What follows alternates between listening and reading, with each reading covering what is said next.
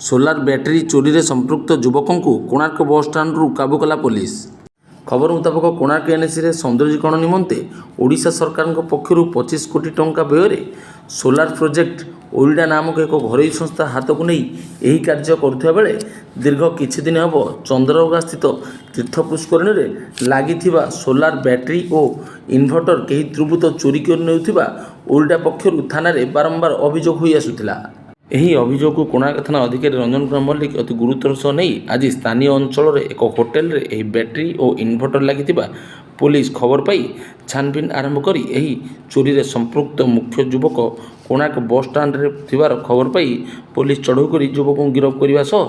ଏଥିସହିତ ଜଣେ ହୋଟେଲ ମାଲିକଙ୍କୁ ଥାନାରେ ଅଟକ ରଖିଥିବା ଜଣାପଡ଼ିଛି। ଏହି ଘଟଣାରେ ସମ୍ପୃକ୍ତ ଦୁଇ ଯୁବକ କୋଣାର୍କ ଅଞ୍ଚଳରୁ ବୋଲି କୋଣାର୍କ ଥାନା ଅଧିକାରୀ ରଞ୍ଜନ କୁମାର ମଲ୍ଲିକ ପ୍ରକାଶ କରିଥିବା ପ୍ରାପ୍ତ ଖବରରୁ ପ୍ରକାଶ।